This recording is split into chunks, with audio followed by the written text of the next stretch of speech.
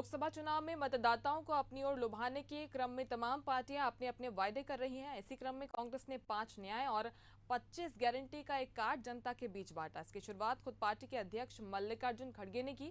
इस विषय को लेकर हमारे संवाददाता स्नेहकमल सेठ ने कांग्रेस के राज्यसभा सांसद राजमणि पटेल से खास बातचीत की। सुनवाते हैं आपको।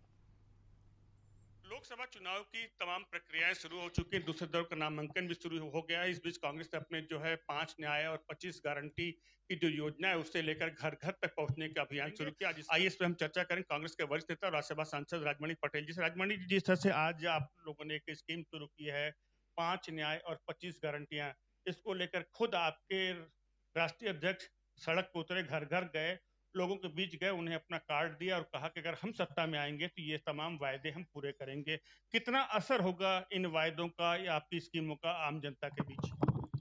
देखिए, लोकतंत्र जो एक सबसे बड़ा पर्व होता है और हमारा देश सबसे बड़ा लोकतांत्रिक देश है दुनिया में। और लोकतंत्र में अपनी बात कहने का, अपने वचन पत्र कहने का, अपनी घोषणा करने का सबको अपना अधिकार होता है।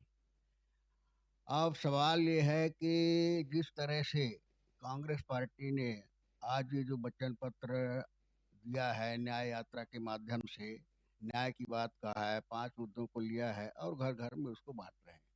एक तरह से ये विश्वास है कि हम सत्ता पे आएंगे तो जनता के लिए क्या करेंगे, और उसके विश्वसनीयता का सवाल है कि आज से नहीं, कांग्रेस पार्टी आज़ादी के बाद जब से सत्ता पे आई है और जो जो वायदे इस देश की जनता के सामने कांग्रेस ने किया है, कांग्रेस ने उन वादों को पूरा करने का प्रयास किया है, उनको पूरा किया है और इसलिए जनता को विश्वास है।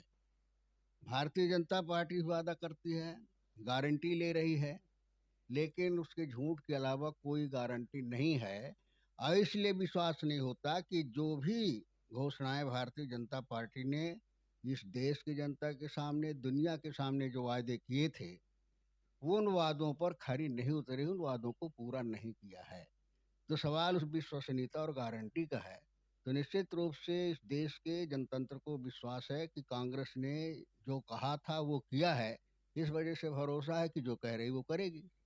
एक आखिरी सवाल, आपके गठबंधन के साथी आम आदमी पार्टी के जो राज्यसभा सांसद संजय सिंह की उनकी कल जमानत मिली, रिहाई हो गई है और तमाम इंडिया गठबंधन घटक दल कहते हैं कि हमारे लिए शुभ संकेत है और अब जो है झूठ की हार हो रही, सच की जीत हो रही है। नहीं, निश्चित रूप से जो इस तरह की कार्रवाइयाँ हो रही हैं, अपराध होते हैं, कार्रवाई होती है, सजा मिलती है, सब ये व्यवस्था संविधान में है, कानून में है।